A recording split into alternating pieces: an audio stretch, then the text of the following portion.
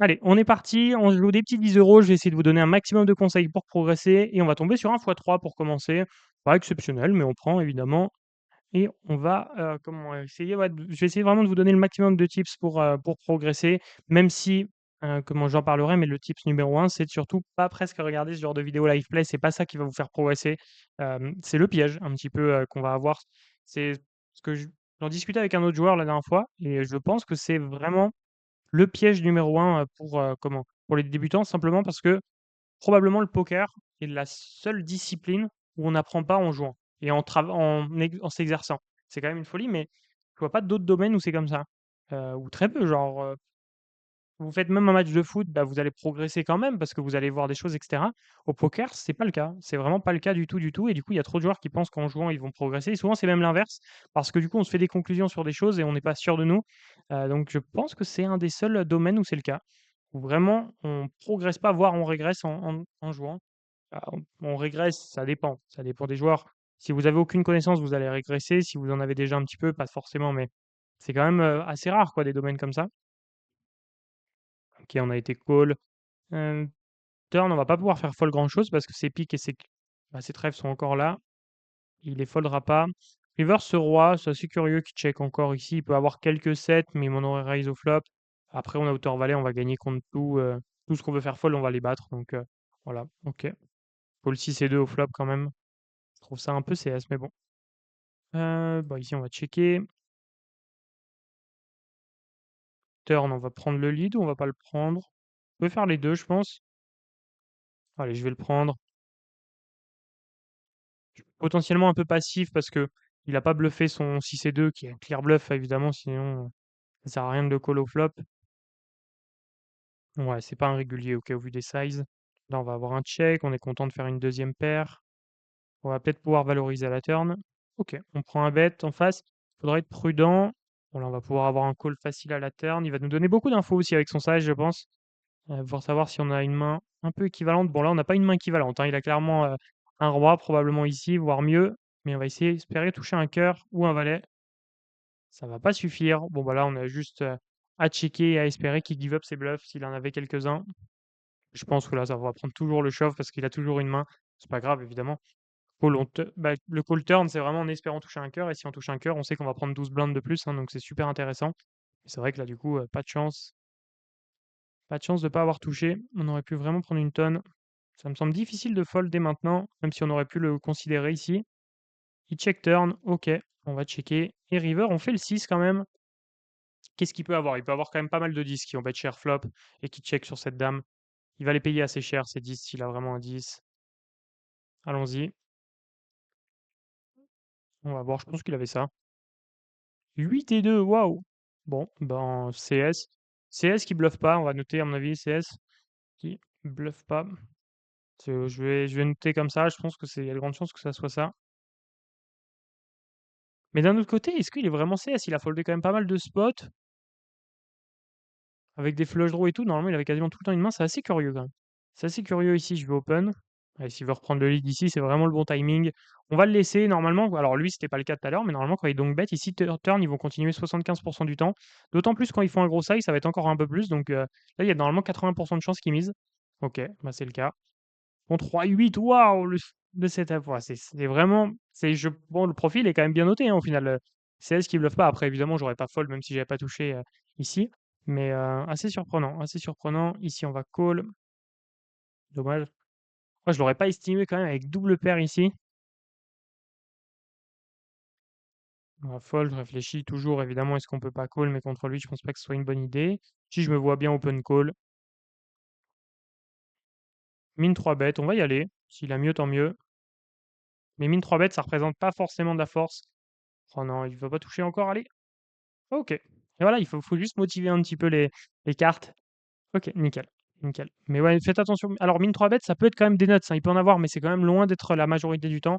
Le petit min 3 bet, là, les petits 3 blindes qu'il a fait, souvent, ça va être des mains, pas forcément des spew, mais ça peut être des dames 9 suitées, ça peut être des dames 9 off, ce genre de main un petit peu intermédiaire. Il y a un peu de tout, en fait, en réalité. Peut-être pas trop des 7 et 2, mais vous voyez, c'est quand même, il peut avoir un peu de tout. Là, on voit un dame 5. Clairement, le bas de sa range quand même, dame 5, mais c'est clairement des mains qu'ils peuvent avoir. Et on tombe sur un x2 cette fois-ci. Mais du coup, ouais, j'en reviens un petit peu sur cette idée-là. Alors peut-être pas s roi s ici, je sais plus. Ouais, ça me dérange pas. Mais globalement, ouais, je revenais sur cette idée-là de on n'apprend pas en jouant. OK, j'aime pas du tout ton size. On n'apprend pas en jouant. Vraiment la meilleure manière de progresser, c'est vraiment de voir du contenu stratégique, hein. Il y a pas de il y a pas de miracle là-dessus, ou avoir un coach et cetera, peu importe, mais vraiment bosser le jeu. Et donc ça, pour la le meilleur moyen de le faire, gratuitement, si vous voulez commencer pour les débutants, c'est la formation gratuite qu'on a fait sur YouTube. Pour le coup, vraiment, on a fait ça pour que vous ayez des résultats et vous allez pouvoir regarder les résultats des joueurs à la fin de la formation. Vous regardez les commentaires sur la dernière vidéo, vous allez voir que les joueurs ont eu des résultats. Alors évidemment, en 10 vidéos d'une vingtaine de minutes, c'est pas des résultats exceptionnels, mais ça n'empêche, c'est des joueurs qui passent de perdants à gagnants quand même. Donc ce qui est quand même pas mal avec juste une formation YouTube. Il y a beaucoup de personnes qui vous font payer pour ça, donc juste pour ce type de niveau-là, quoi, pour pas progresser beaucoup plus que ça, voire moins. Donc c'est vraiment ce que je vous recommande d'aller regarder. C'est la première ligne de la description si besoin. Ici, on va c-bet, j'aurais préféré open. Voilà, j'ai discuté, mais c'est c'est ouais, du coup, j'étais pas focus, mais j'aurais préféré open contre un Créace As-7. J'avais peur qu'il shove, mais en vrai, on s'en fiche, on peut open fold, contre lui. C'était pas trop un problème. Ici, on c-bet. OK, il fold. As-6 contre un limp, on va faire tapis. Contre un fold, on est déjà content. 10 et 3. On peut faire les 2. Je préfère limper quand même, c'est assez faible pour pouvoir open quand même. Des mains légèrement plus fortes. Par contre, ici, on va c-bet. Une blinde. OK. Ça fold. Bon, très bien. Bon, ça va pas être forcément un joueur très dur à jouer. Après, il a beaucoup de blindes par rapport à nous, donc fatalement, il a beaucoup plus de chances de gagner quand même, mais ça n'empêche que c'est pas le joueur le plus difficile à jouer. On va call et derrière, on va fold. La vs un bet. Bon, ça vous en doutez, je pense, il y a pas besoin du conseil. Hem, turn, je me vois pas quand même bluffer, même si on peut réfléchir, mais j'ai l'impression que là, tout va nous call. Hem, après il a check flop, il a quand même une range, ouais, quoique. Non, j'ai un peu du mal à croire, ici, il est vraiment des mains faibles. River, par contre, ne pas bluffer serait quand même un scandale. Après le size, c'est plus la question. Franchement, je vois pas l'intérêt de faire un très gros size dans tous les cas, il va folder quasiment tout sauf les cœurs, et puis des 10, des rois, il va pas folder non plus, mais il va folder tout sauf les cœurs quasiment, donc il faut pas faire une blinde non plus pour pas l'inciter à payer une petite paire ou quelque chose comme ça, mais on peut faire, voilà, 2 blindes et demie ou 4, ça a quasiment le même impact. Ici, je vais open sur roi 7, du coup, on a quand même envie d'open pas mal contre lui probablement. OK. OK, OK, une top paire qu'on va c-bet évidemment. Ça fold. C'est quand même quelqu'un de plutôt passif, hein, on va pas se mentir. Il nous montre pas une agressivité folle. 10 et 3. Là, c'est important. Ça, pour le coup, là, c'est un truc selon moi, c'est une erreur qui montre que vous devez travailler, par exemple, si vous jouez pas 2 fois la même main de la même manière. Là, si par exemple, j'avais décidé d'open, alors que tout à l'heure, j'ai décidé de limper exactement la même main, quasiment au même stack size, contre le même adversaire avec les mêmes infos, il y a des joueurs justement quand, je bosse avec eux, je vois qu'au départ, avant justement qu'ils nous rejoignent, je vois qu'il y a des incohérences dans la stratégie. Ils font pas la même chose. Si vous faites pas la même chose, c'est qu'il y a, comment? C'est que votre stratégie n'est pas claire, hein, clairement, donc qu'il faut travailler clairement. Clairement, clairement. Parce que c'est obligé d'avoir la même décision à chaque fois. Là, on s'est fait raise, on pense être souvent derrière. On call quand même parce qu'il peut avoir quelques bluffs et tout. Par contre, on give up tout à la turn. Maintenant, ça sert à rien de call. Évidemment, on a une main forte, mais je préfère folder. J'aurais même pu réfléchir à fold au flop. Son size était tout petit. Donc j'ai call parce que je me dis si on joue les 10 et les 3, c'est déjà pas mal. Mais là, il faut mieux fold. Là, par contre, 5 et 3, on est content de call. Quand même, ici, on va call, mais faire attention. Et c'est une turn qui est super intéressante à donc bet ici. C'est plus contre reg qu'on va donc bet. C'est une certitude, mais après je trouve qu'elle est quand même intéressante à donc bet. On va lui faire fold quelques mains, genre des as-X qu'il a assez bêtes. Quand on se fait raise, on sait qu'on a perdu, mais c'est juste le cas que je voulais éviter et je crois que c'est pour ça que j'aurais pas dû donc bet. Je pense qu'il va trop me raise. Bon après, est-ce qu'on a vraiment un réel regret? Je sais pas si on a un réel regret parce que je pense justement qu'on va se prendre ce bet dans tous les cas, mais je réfléchis comment j'aurais pu faire mieux? 4 et 7, oh, j'ai pas compris là, j'ai pas compris ce qu'il nous fait. Je l'ai pas cerné là, mais c'est vrai que en fait, ce donk bet, c'est super contre un reg, parce qu'un reg va trop ses bêtes au flop, et donc du coup, turn, il va give up pas mal vs notre donk bet, sur une turn qui nous avantage, etc. Il y a beaucoup, beaucoup d'avantages. Contre lui, du coup, c'est moins pertinent, mais d'un autre côté, on aurait pris un gros barrel à la turn, donc il faut pas être résultat orienté en se disant qu'il va nous raise à chaque fois, évidemment. Je sais pas, je suis assez partagé. Je pense que ça s'entend, mais je suis pas convaincu que ça soit le mieux. Je pense que j'aurais quand même du check. Je me demande si j'ai vraiment envie de shove contre lui. Il a tendance à call bah, il s'est mis à call nimp là. Ah bon, après s'il shove comme ça, c'est embêtant, mais il joue vraiment différemment là depuis quelques mains. OK. Bon bah, écoutez, c là, ça va être compliqué du coup, au vu de son agressivité, récente et nos mains. Ouais, voilà, on s'effondre juste, on pourrait réfléchir à shove. Ce serait vraiment pas un scandale. Ce serait vraiment pas un scandale. Après, il est capable de call 7, bah, 7 et 4. Mais théoriquement alors non, pas théoriquement, mais en exploit, c'est vraiment pertinent. Heu, Là, s'il bet, je vais shove. S'il bet, je vais shove. Est-ce qu'on a besoin de shove ou on peut raise sizer? Autant shove, je pense qu'il va call à peu près pareil. Paire de roi. OK, bah, heureusement qu'on n'a pas shove. En plus, il avait limpé rapidement. Franchement, j'étais assez confiant, hein, sur le shove 7 et 2, le fait que ce soit EV+, alors, encore une fois, c'est pas parce qu'il avait cette main-là que c'était différent, mais globalement, je pense que c'est relativement EV+ de shove, dans cette configuration-là. Ce 7 et 2, alors là, c'était vraiment ça aurait été le pire timing, mais c'est vraiment pas un scandale, en exploit. Allez, 1 fois 3, OK. Je sais plus où on en est, je crois que, bah, je peux regarder là, j'avais réinitialisé exprès pour que la vidéo justement on puisse regarder, si besoin. Hop, OK, on a gagné le premier, on a perdu le deuxième. Donc, bah, complètement, standard, mais ouais, intéressant, intéressant. Vraiment en plus il avait limpé en fait le fait qu'il fasse que de shove, donc quand il limp, on est plutôt confiant évidemment. Hem, En plus de ça, il avait tendance à, comment? Bah, il a joué assez vite en fait, il a limpé très, très vite, donc on estime qu'avec bah, j'aurais estimé qu'avec, bah, justement une paire de rois, il aurait un peu réfléchi. Est-ce que je shove, j'open, je limp? Là, il décide justement de limper. Franchement, ouais, j'étais assez confiant. On est sur un stack size où c'est super intéressant. Le field va vraiment trop limp fold, mais vraiment beaucoup, beaucoup trop. Donc, c'est vraiment un play qu'on aurait pu considérer, mais au final, bon, tant mieux. Heureusement qu'on l'a pas considéré, mais bah si, heureusement qu'on l'a pas fait, parce qu'on l'a considéré comme longtemps. J'ai vraiment hésité, hein, j'ai vraiment hésité. Mais encore une fois, est-ce que c'est vraiment EV- de shove? Je suis pas convaincu. Pas convaincu. Alors peut-être contre ce bah non, d'ailleurs non, je suis même sûr que non. C'est juste parce que c'est ça, en fait, la réalité des choses dans tous les cas, c'est est-ce que le check est plus intéressant dans ce spot que le shove? Parce que le shove, c'est sûr que contre le field, sur le long terme, il est gagnant. Après, si le check back est beaucoup plus intéressant, là, contre lui, clairement, je pense que le check back est plus intéressant. Ici, on va check. On va voir ce qu'il fait. Est-ce qu'il va trouver un c-bet ou pas ici? Il check. On va miser, nous, de notre côté, une blinde. Il call un 5. Ça fait partie des mains qu'il peut avoir, hein, clairement un 5. Nous, on va checker tranquillement. Un as nous fait pas trop peur. Il y en a pas tant que ça. Il check. Bon, on va avoir un showdown tranquille. Je pense qu'il peut avoir des rois et tout, mais on n'a pas de value. Il peut avoir des 9 aussi comme nous. En tout cas, c'était une certitude qu'on n'avait pas de value ici. Si je vais fold dans tous les cas, ce 9 et 2, 12 blindes, même contre un récréa, on va pas se permettre. Ok. Allez, s'il peut jouer, il fait tapis. Waouh! Il est gourmand, lui, avec ses calls. CS, ok. Très surprenant. Allez, 10 et 8. Donc lui, il a l'air de shove quand même. Bah, il a l'air, non, on sait pas, mais il a shove quand même assez strong, As-10 quand même. Il se prend pas trop la tête, mais il a totalement raison, hein, c'était un bon play, mais on a l'info peut-être. Ici, je me vois qu'open, je vois pas d'autres size. Ah, le shove, si le shove se considère, le shove se considère quand même. Mais d'autres size, non, on va pas limper en tout cas, et on va pas open plus cher ou quelque chose comme ça. Mais le shove se considérait aussi, ouais. Pour qu'il nous call des As-7, des mains comme ça.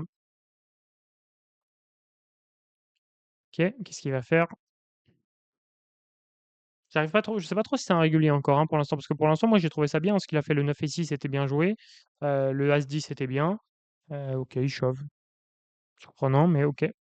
Il a le droit d'en avoir quand même quelques-uns. Ici, je vais limper, même contre un reg à ces limites-là, normalement, ça va au pire, c'est EV0 de limper pour moi, au mieux, c'est OV+, donc et si c'est un récréa, c'est largement EV+, donc on va limper. Là, on va c-bet une blinde. OK, cette turn est intéressante, c'est une turn qu'on a envie de bet cher quand même. Elle nous avantage pas trop, on va très peu bluffer. Quand on va bluffer, on a envie de faire cher avec nos draws. Si je fais 3,5, il nous call, il va avoir 7, 7 plus 4, il va avoir 11, et il va nous rester un peu moins de 11, on va être parfait.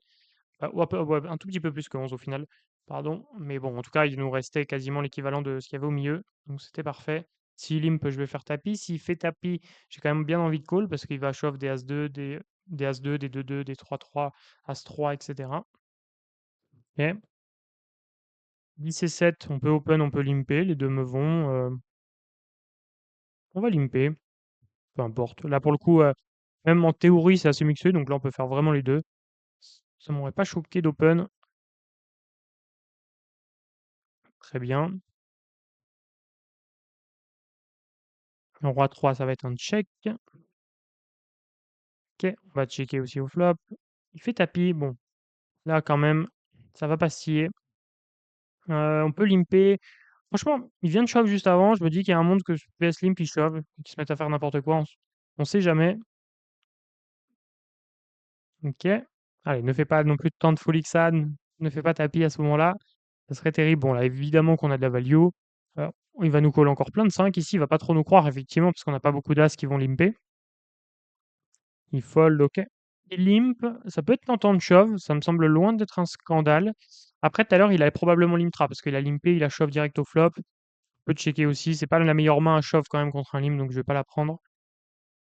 Là, s'il fait tapis, je vais call. On n'est pas super content, hein, on n'est pas content à 100 000 mais on va call. Ici, on va raise évidemment, un sizing, qui nous permet de faire tapis à la turn. OK. Dame 3, plutôt un limp.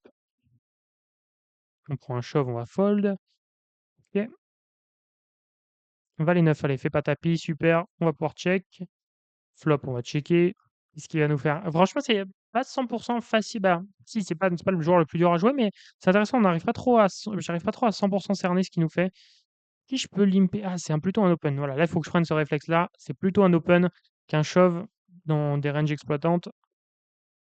Mais c'est vrai que j'ai vraiment pas l'habitude. Même si ça peut vous paraître choquant pour certains, hein, c'est vraiment comment, quand vous utilisez la MDA, donc l'étude statistique des adversaires, on se rend compte que c'est le meilleur play avec ce roi 3 ici ou roi 2, je sais plus ce que j'avais, mais peu importe, c'est la même chose. OK, on va se bet ici. Allez, si on prend un shove, c'est un bon timing ça, dommage. Ouais, dommage, il a touché. Allez, un 7. Non, OK. OK, OK, je crois qu'il nous reste rien. Il nous reste rien et on va s'en relancer un petit. Bon, pour l'instant, on est à 0, donc celui-ci va déterminer si on finit gagnant ou pas cette, mini session de 4 spins. Allez, un petit jackpot, un petit x3, x4, on prend juste ça, on n'est pas gourmand. Bon, la prochaine fois, on le sera, visiblement. OK, OK. Alors, on a un joueur un peu CS, je crois je sais pas si on l'a vu dans cette vidéo, dans la précédente que j'ai tournée, mais on l'a vu il y a quand même pas si longtemps que ça. C'est pour ça qu'on a une info sur lui. Ouais, je sais pas si c'était pas au début de cette vidéo-là. Je me rappelle plus. Je me rappelle plus. OK. OK, c'est curieux ce qu'ils font. On va voir jusqu'au bout. Bet petit turn, OK. Dame 9 suité, ça fold, dommage, c'était une main intéressante à jouer en position, mais c'est pas grave. Ici, on peut open. Ah, il limp, donc là on a l'info que c'est un récréatif, il shove. OK. 8 et 4, on va folder. Allez, hein, si on gagne celui-ci, on l'oublie pas. C'est là qu'on passerait en positif sur cette mini session, sinon en négatif, hein. Donc c'est soit plus 10, soit moins 10 au final. Check ici. Laisse un check ici, je vais miser, ce 10 et 8. OK, il nous call, on va être plutôt prudent. Il a quand même pas mal de 4, pas mal de rois qui nous ont call. Check, si river il check, j'aurais probablement bluffé, mais j'aurais réfléchi au size. Mmh, peut folder dame 6, je crois que dame 6 c'est un fold. C'est je me dis que je pense qu'il faut call dame 7 ici ou dame 8 par là. En tout cas dame 6 ça va être un fold, parce qu'en fait on va se retrouver contre des mains quand même dominées, même si évidemment sa range est pas très forte, mais il va avoir des dames 9, dame 10 et cetera et donc c'est assez embêtant. Ici on peut open et fold tranquillement quand même, sans être super heureux, mais bon ça n'empêche que vs un 3 bet, cette main-là on sera trop loin contre des récréatifs. Un limp ici, un check, ben, un fold pardon, et nous on va avoir un check justement. Check au flop, il s'est bet, on fold. As dame. Allez, un open cette fois-ci. S'il y a un open, oh, l'open 2.5, en plus il y a de grandes chances qu'il nous call. Bon, on espère qu'il a pas as froid évidemment, mais on y va. On est content quand même, là on a un bon spot probablement. Allez, ne fold pas, depuis tout à l'heure tu limp, quand tu open c'est que normalement que tu as une meilleure main. Aïe aïe aïe, dommage. Dommage, dommage qu'il ait trouvé le fold. Valet 5 suité, Valet 5 suité, j'ai un petit doute. J'ai envie de le prendre. J'ai envie de le prendre. J'ai un petit doute, c'est peut-être Valet 6 suité qu'il faut prendre. Mais de toute façon, ça sera pas un scandale, ils semblent vraiment pas exceptionnels les 2 joueurs en face, probablement les plus faibles qu'on a sur lesquels on est tombé sur cette vidéo. Ici, on peut open aussi. On peut open. Allez, pas de 3 bêtes. On croit en toi. OK, CS, il est plutôt CS. Moi, ça me dérange pas de c bet évidemment. S'il nous call des mains un peu, random, on est content. Cet as nous dérange pas trop. Après, ça nous donne pas forcément envie de bet avec cette main-là. C'est vraiment une main qu'on a bien envie de check maintenant. Par contre, je vais pas check fold, ça m'étonnerait que je fold ici. Cet as, il le touche pas trop. Il a des quelques dames évidemment, mais là, comment? Ouais, franchement, je me vois pas du tout fold là. Et river, ça va être dur de fold, hein, sur cette carte-là parce que les seuls nuts, c'est 7 et 8 et on les bloque. Ça ouh, il shove rapidement. Pourquoi il shove rapidement? C'est que c'est une décision facile normalement. Et une décision facile, ça semble une flush quand même. Oh, une dame, c'est pas facile de shove. En gros, il a soit flush, soit rien, ou 7 et 8, mais c'est très rare. Et je pense qu'il a quand même plein de R, surtout s'il est CS au flop. Je vais call, on va tenter les recalls. OK, il est beau. Il est beau celui-ci. OK, très content. Très content. Je pense qu'il ouais. En fait, il a vraiment pour que son bluff soit ben, comment? Pour que mon call soit pas bon, c'est pas forcément qu'il ait ces bluffs là. Bah, évidemment, s'il les a, c'est bien, ça confirme un petit peu notre idée, parce que s'il les a pas, c'est quand même, pas rassurant. Mais c'est est-ce qu'il value des dames? S'il est capable de value dame 10 ici ou dame 9, je sais plus dame 9 ça faisait double paire, mais une dame qui fait pas double paire, bah, là pour le coup, c'est un call qui devient terrible parce qu'en fait, il va avoir plein de value. Mais là, je pense qu'il en a pas tant que ça. En fait, il représente soit flush, mais flush, je suis pas sûr qu'il joue comme ça. Ou sinon il représente, comment? Bah, 7 et 8 mais on les bloquait donc on a quand même un bon combo pour hero call. Si tapis roi 9, très bien ça fold. Allez, on peut bien finir, on a fini sur un potentiellement beau hero call. Va falloir le gagner, hein, c'est loin d'être fait. 5 blindes, il peut complètement revenir, 200 jetons.